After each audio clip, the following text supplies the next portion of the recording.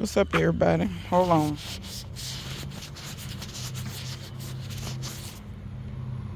All right. What I come out here to show y'all? That's a nice Camaro with the T-top. Yo, you don't hardly ever see him with the T-top. Anyway, I come out here and show y'all this pepper plant. Show y'all a little bit of an update after them limbs broke out of it. So, see, it broke right there. And this one broke right there. And this one already had a branch on it. So when it broke right there, see all these new leaves right here? And then already you can see where it's gonna be some buds. It put on these little buds here and these little new leaves. Now see how these leaves, look what I told you about them leaves, class. What do these leaves indicate? Versus when you look down here at these leaves, root knot nematode. That's what those leaves indicate. However, it is some new ones coming in right here that look much better. See how they look much better than these? See how these little leaves look real kind of shriveled?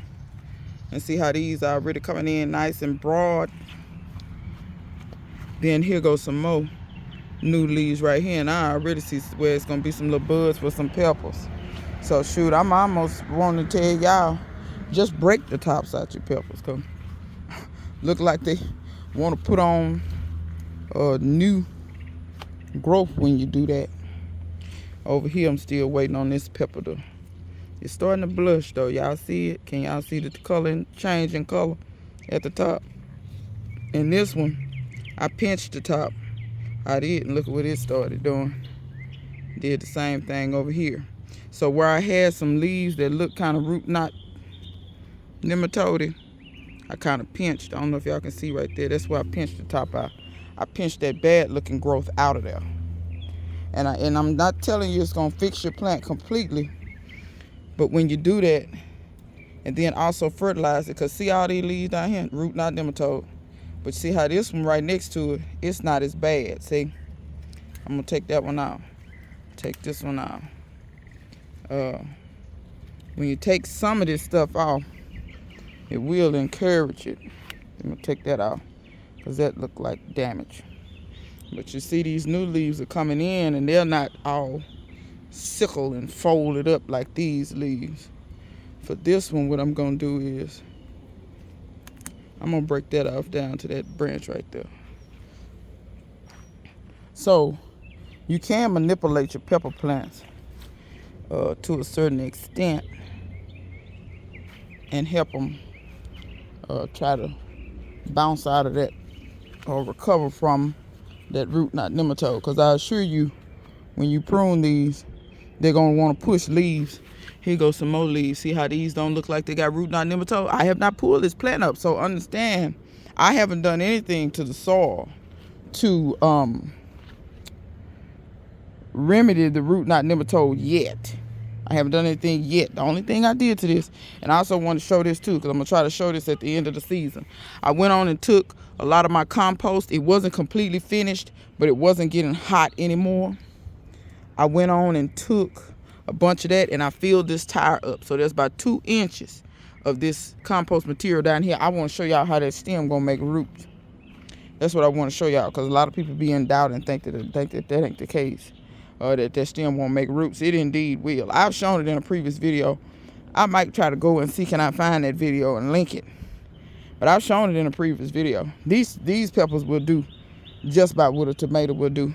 If you got a 4-inch, 5-inch pepper plant, you can bury that sucker all the way up to the top set of leaves. It will make roots on those stems.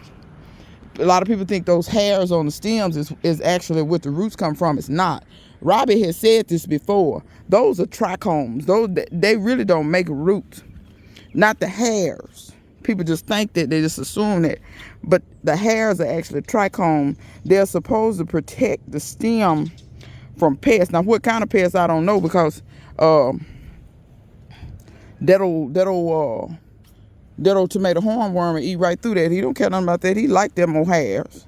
So I don't know what pest is supposed to protect it from, but it's supposed to be a protection measure. When you see those bumps on your tomato stems, I'm gonna see can I find some, because sometimes it's so humid in the south. My tomato stems will do it. They'll get those bumps on them. Those will turn into roots. That's a root trying to form. And it's like I said, I don't see any right now. I fill this one up with compost too. All of these things are low. I've got to come in and where I got tomatoes, I just put compost right over in there because y'all know it won't matter. Those stems will make roots down in there and it won't even matter. But if you've ever seen those bumps kind of at the base of your tomato plant, especially if you live in a humid climate, that's roots getting ready to form, almost like aerial root getting ready to form. I'm gonna come out here and y'all see how that Roselle just heavy with fruit. Heavy with fruit. I'm gonna come in here and try to dump that out. I'm gonna come in here and try to harvest off some of this weight off this thing. I don't want my limbs to snap. It'll probably grow more Roselle if it did snap. But I don't really want to go through all that. If you notice, as I'm cutting, that sucker, the stem will raise up. It'll raise up a little more and a little more as you cut these off. These things don't look heavy, and they aren't particularly heavy, but they do have seeds in them, so they are a little heavy. I have to be careful about how I'm cutting, because I don't want to cut the main stem. I just want to cut the Roselle. And I'm kind of going after the bigger ones. Like I said, I want to take some of the weight out.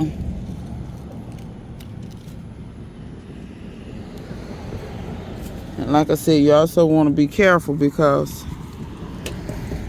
right where you had a Roselle, you're going to have another little baby come in. I'm going to try to show you a clear picture of what I'm talking about in just a second. You know what? Let me do this right quick and I'm going to come back. All right, I'm back, y'all. Lord, I got it tied to the callaloo. So it was leaning and one of the branches was trying to crack on me, and I ain't got time to be breaking out no more limb. When your stuff get loaded down with these sorrel pods, they ain't super heavy, but they heavy enough that will lay your stuff down. I did a little harvesting on him. You probably can't even tell. Whenever you harvest this stuff, it look like you ain't done nothing. It's just like if you got a field full of greens or something, you harvest them. You go back and look at it, you can't even hardly tell you harvested. I'm talking about if you got a bunch of them now. If you got, like the way my uncles used to do 50-foot rows, and rows was packed. It wasn't a space in there, but let me show y'all what I harvested right quick. I didn't get any of those white ones this time. I'll get some of those next time. Make sure I get my implement, because I always put my implement down and then forget them. That's my harvest there. Got a nice bowl full. That'll make tea about twice. Two pictures of my sun tea that I like to make. While the stuff is fresh, I generally try to use it fresh. When it get late in the season, I know it's gonna get cold and these things like this, that's when I'll start dehydrating. And of course, if I have extra, just like a bumper crop or something, then I'll start you supposed to be up under the soil. Okay, I've started me some. These are some Amazonses. I'm pretty sure that's what they are. It's Amazonses. I had a bunch of them that I saved seeds from. And y'all can see they just come up because, see, they still got the little bean casing on them. But I also started some Great Northern as well out here. I watered. I got those started. Y'all see these, which comments? May pops popping up in the yard. Look at these young tomatoes. I need to tie this up. This tomato. Something tried to get at it, at this tomato, but it quit. Because I thought I was going to take that tomato off. It's been a couple of tomatoes that I found worms actually inside the tomato. So I think the worms are perhaps getting smarter. They know to hide in the tomato and not on the stem. I don't know if, and they was eating all of the little tomato on the inside. I've never really had that. I've seen other people have that. But look at this. Once again, this is those hybrids that I got from the grocery store. Or at least I think they're hybrids. I'm pretty sure. Most grocery store doesn't really grow many true varieties usually. They usually hybridize because of kill you. That's right. That was one of them leaf-footed bug nymphs. But there goes some. But y'all can see they're pretty doggone productive. Pretty productive. The Zapotex ain't the most productive tomato in the garden, but they do taste good. I wish the production was more. This will be my first year saving seeds from them. So maybe the production or something will improve next year. I don't know. We're going to find out. Zapotex ain't really from our area. They're from, I think, like the Arizona, New Mexico area, somewhere around in there. But do y'all think I should harvest? Y'all think I ought to come in here and maybe do some harvesting? I believe I need to do some harvesting. I do believe. But we'll get to that some point today. Look at those arroz con pollo. Beautiful. Beautiful.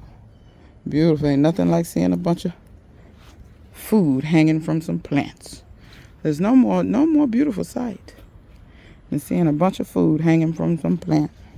And remember these, when I said these may be a strain of cayenne, I'm not sure. They do look like cayenne. But like I said, the pepper looks totally different. Every cayenne I've ever grown and seen look like this. I've never seen one that's more upright. The leaves are bigger. To be honest, I think I like that better. I kind of like upright, sturdy peppers because when storms and things come, usually they're a little hardier, but I've never had a problem with cayennes because the peppers aren't so big. You have to worry about that more when you have a bigger, heavier pepper, such as those sweet peppers, because those suckers can be quite heavy. And when that wind blows, you run the risk of snapping them. Not all the time, because my boy in Florida said his peppers don't snap. He said his okra do though. I've never had okra snap on me. I'm not saying it won't, it will. That stem is like a tree. So I'm sure that if you get too foolish, it will snap. But y'all, if you have plants you're worried about that, stake them or cage them. If you give them support, that'll help. But a lot of this stuff, when it breaks, it'll just branch. It'll just grow branches. Or your okra, you can try to keep it short if you pinch out the tops when it's short and make it branch. And then before the branches get too long, pinch the ends out of them. You can manipulate your plants a little bit. You can't stop them from doing what they want to do completely. But you can manipulate and do some things like that. So don't be afraid to experiment. You always can take one plant. That's why I'll try to tell y'all to plant more than one. Because you always can take Army Chickadee. Let me know if you want to try these gungo peas. These pigeon peas. I believe you can do it. I do. I believe it. I believe you can get these. Because I've been harvesting. I've been harvesting going on 2 months now. And I know your season started a little bit behind mine, and your season a little shorter. But I believe you might could get some gungo peas. Now, how many, I don't know. It probably depends on how many plants you plant. But you see these plants don't get big. These things been in here. This a whole growing season. You know, pigeon peas is a small tree. You can keep it to a hedge if you want to. This cotton here, flowered and everything. So, it looked like it's gonna make some more. Gonna make some more bowls. So this big one is finally getting on the good foot. Cause at first I said the big one ain't making nothing, but the small one making all kind of bowls of cotton. Show y'all. Here's a bowl here. See it here? And that sucker load them up and it'll have cotton in there. Then here go. Look like, I don't know if these have, I don't think they bloomed. I don't think. That guava looking good. There's a guava. There's a guava. It's a guava over there too. And then a lot of this is butterfly weed. This is the only butterfly weed I grow, y'all. I won't grow now nothing. I don't hardly ever see butterflies on the thing. They claim butterflies be getting on. I don't never see no butterflies on the thing. I see aphids on. But that's the only one I grow because y'all know those milkweeds and things. Unless you want them, they draw those worm things to your yard. And depending on what you growing, eat your stuff to the ground. People kill me when they say, oh, you ought to grow you some milkweed and butterfly. But child, I ain't trying to have them. But see, I think the people telling me to grow that, they must don't grow no brassicas and stuff during the summer. I do. If you grow brassicas during the summer, I don't recommend you grow no milkweed. You ain't gonna have no brassicas, I'm telling you. Them doggone butterflies will find that and they be eating and they fly right over your brassica, lay their babies, and them babies eat your stuff to the ground. So if you want your food, I don't really recommend some of these. I know that helps the butterfly population, but let me say this, y'all. Please don't think that I don't. Like, for instance, when I get seeds off of those, I will go rogue plant those. It's some places in the neighborhood that people own the land, but ain't nothing on it. It's just like, it's either just grass or they just done let it grow up or whatever. I go throw them seeds and them seeds will come up. And them plants be over there, you know, different type of things that butterflies like. So it ain't like I don't feed the butterflies. I just don't feed them in my yard because I ain't got time. I ain't got time to be fighting with them butterfly babies. I ain't got time for that. That's too much work for me. But look at this turmeric.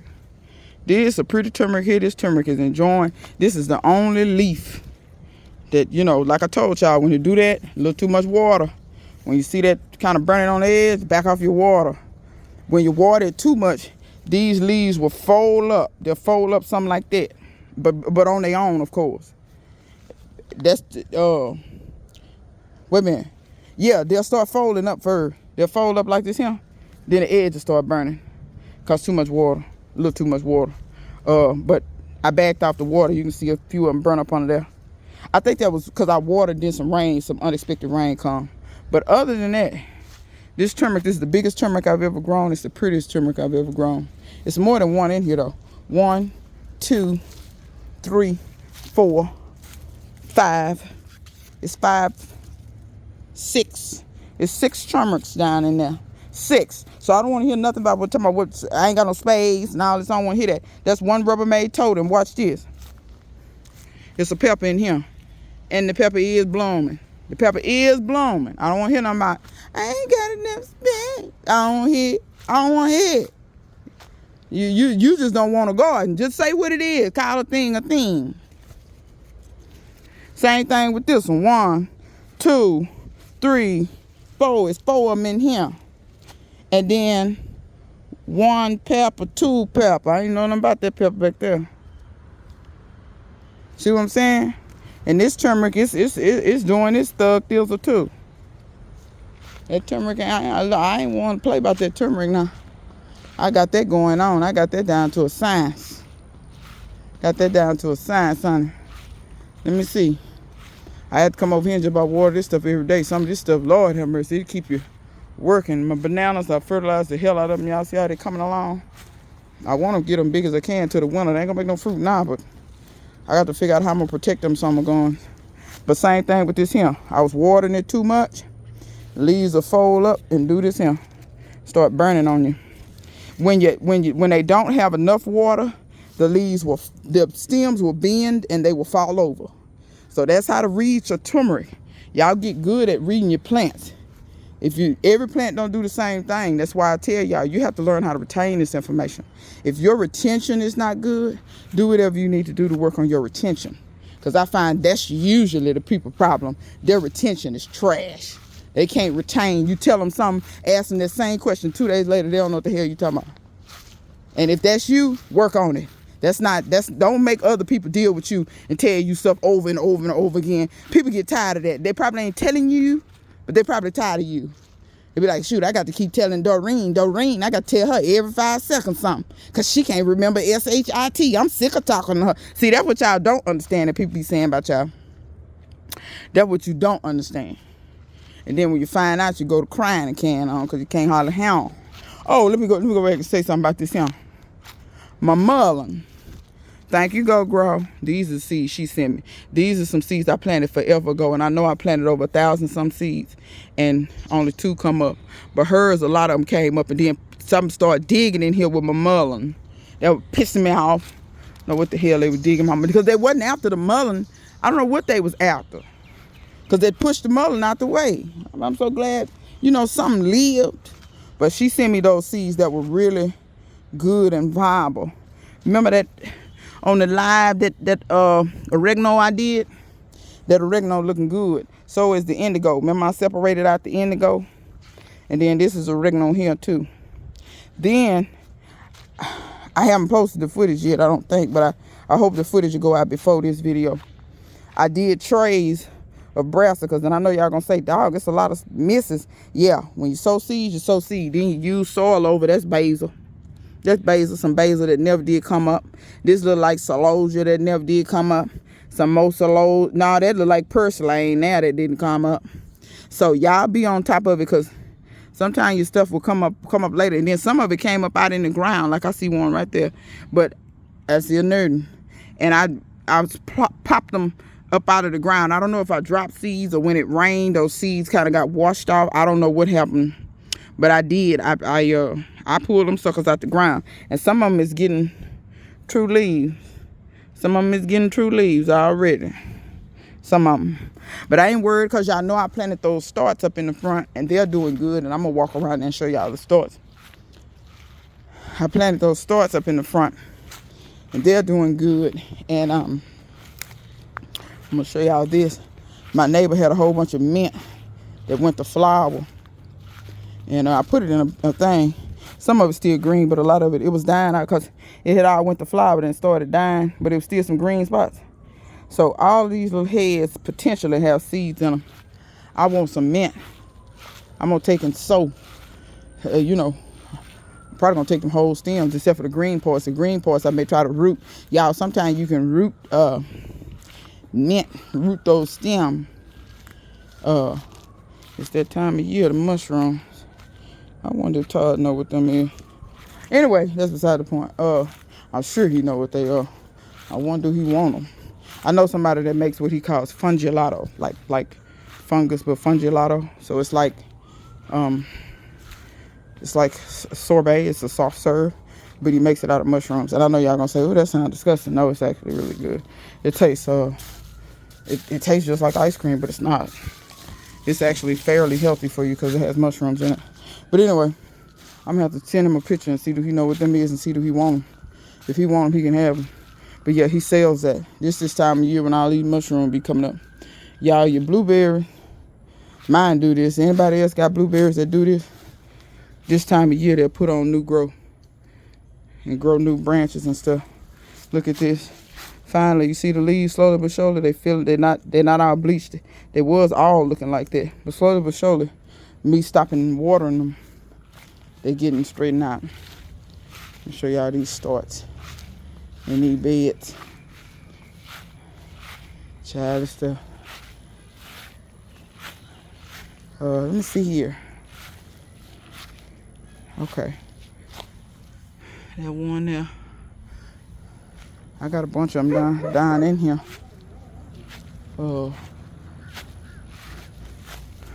Then I have peas ready. I had to get them.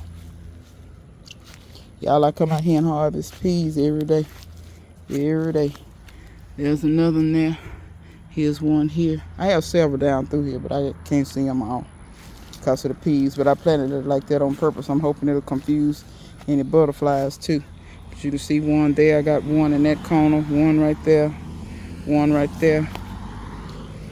But I got plant starts just all down through here. I want to tear off these bottom leaves. Lay them down. These bottom leaves look a fool. Okay. Then I want to check for harlequin bugs. See, I got a little damage, but shoot, that BT working. I'm gonna spray that BT on them suckers again. We hadn't had a lot of butterflies though recently. Not a lot. Over here, these are looking good. I just been making sure they get just enough water because I don't want to water too much over here and kill my Roselle. But my Roselle seems to be okay. It's been getting warm in the day, the high 80s. This is pretty. This is starting to get some. Look at that coloring. Look at that striping on there. Ain't that pretty? But I use this callaloo to stake this up, y'all, from now on. And I'm going to give you a tip. This callaloo turns into a tree. Let me go show you the one that's out by itself so you can see the plant better and see what I'm talking about a little better. Even if you don't want to eat the callaloo, even if the bugs eat it up, because callaloo, the bugs do like it. I'm not going to lie to you and tell you they don't. Callaloo is easy to grow outside of the pests. Pests will eat you. Like these holes actually ain't that bad, but if you've seen some leaves, they'll turn them to lace. And it won't be nothing left. But this turns into a tree. And I'm telling you, this stuff gets so very tall and very rigid. I'm going to start using callaloo where I can as a natural stake or trellis of some sort. See what I'm saying? You could plant this and plant your peas at the base and let your peas grow up. So if you think about Three Sisters, this would be probably, if I had to guess, because I'm not stupid, people in the Caribbean, they tend to be very resourceful. If you notice, they'll reuse anything. It doesn't matter what it is. They'll reuse it. And if I had to guess, they weren't going out historically, or those that maybe don't have a lot of money weren't going out buying stakes and trellises and things. They go find what they can find. And if I had to bet, I bet $5 that they probably would grow callaloo and grow things on it, because peas would grow up this wonderfully. Now, the only thing that would stop you is when you go to harvest sometime. Technically, I've never seen anybody let callaloo get this big, but I quit harvesting on this sucker because this sucker is the one that the pests, they leave it alone the most. The other ones, they were kind of eating up. But when you harvest it, y'all know you're going to cut it down low. But even if you just plant you certain ones that you harvest, and other ones you just use them as stakes, and then at the end of the year, keep in mind, look at all this biomass that you're going to cut down and lay down or compost or whatever. You have to think about that too, y'all. And y'all, please be composting. Please. Lord, I be seeing people do stuff online, and it's they right. They can do whatever they want, but I wonder, do they understand how crazy they are to not be composting? Especially when I see those same people buying soil over and over and over. Okay, the peas, you're not going to eat most of these stems and stuff, these leaves and stem. You're not going to eat that. Why wouldn't you compost that? That's going to turn into soil. These tomato plants, all that biomass. You're going to eat the tomato because you can't eat the stems and stuff. That's pollen. You can't eat that. Same thing with your potatoes. Same thing with your callaloo. Same thing with your Roselle. You can eat the leaves, but I don't think you're going to eat all of them. Your peppers. You're not going to eat all these leaves and stems and stuff. That's good biomass.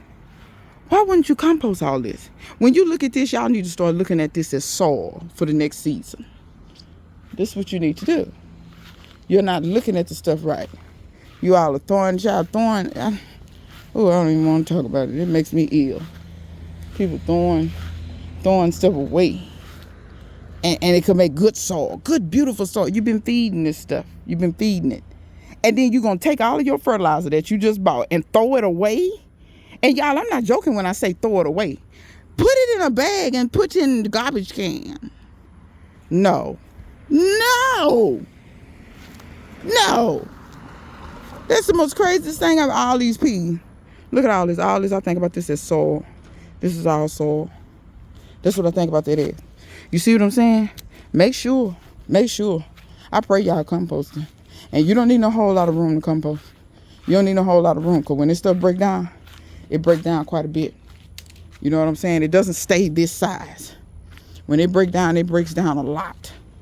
So, you know, what may start and seem like a lot is probably gonna break down to not what you, but still, if you compost everything in your garden and they give you 2 bags of soil, ain't that 2 bags of soil you ain't have to buy?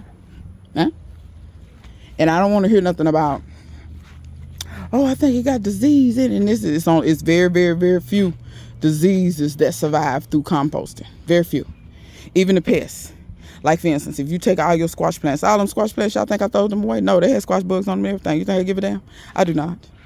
Because guess what? Squash bugs is not, squash bug eggs can survive through the winter. However, they're not very good at surviving through the winter. They usually will die. But now, any squash bugs that I saw, I did try to take those out. And I burned those leaves. I may not have got every last one of them. But I'm not growing squash next year. So guess what? Y'all think the squash bugs going to stay in my garden? Nope. Because they ain't going to have nothing to eat. See what I'm saying? Certain bugs and certain things, you know what I'm saying? But y'all see, I do have pests, but I don't have a ton of pests. I see other people with way more pests than I do. Whitefly and all this different stuff that I never get. Do I keep some aphids and some leaf-footed bugs and harlequin bugs? Hell yeah, I do. Them I keep. I can't even get rid of them. But I ain't worried about the aphids because they have plenty of ladybug. Just seen a ladybug, see? I don't know if you can see him. Wait a minute. He was right in there moving, looking for. But that's what I'm saying, y'all. Y'all just be thinking about that. Please compost. And if you see your favorite content creators not composting, encourage them to compost. Or maybe you should ask the question, have you ever thought about composting? If you have and you're not composting, is there any reason why? Because I'm going to be honest, a lot of times these people reasons be full of S. There ain't be no good reason. But, you know, some people, I guess they want to, I don't know, I guess they want to make these different stoves and things rich. I'm good. Y'all ain't going to get all this money and soil from me every year. I'm good. I'm going to make as much as I can, compost as much as I can. I don't give a damn. But anyhow, I done ranted and raved long enough. Y'all keep gardening. If you somewhere where you still can garden and it haven't got too cold on you, keep gardening. Enjoy your garden. And have fun at it. It's cooling off. It's getting to be a little bit better. And, you know, but do be planning and getting ready for next year. And keep in mind, take all this information I'm giving you now and take it in the next year. Don't forget the information. Hold it and take it in the next year. That way you can have your stuff, okay? So until next time, see you guys later.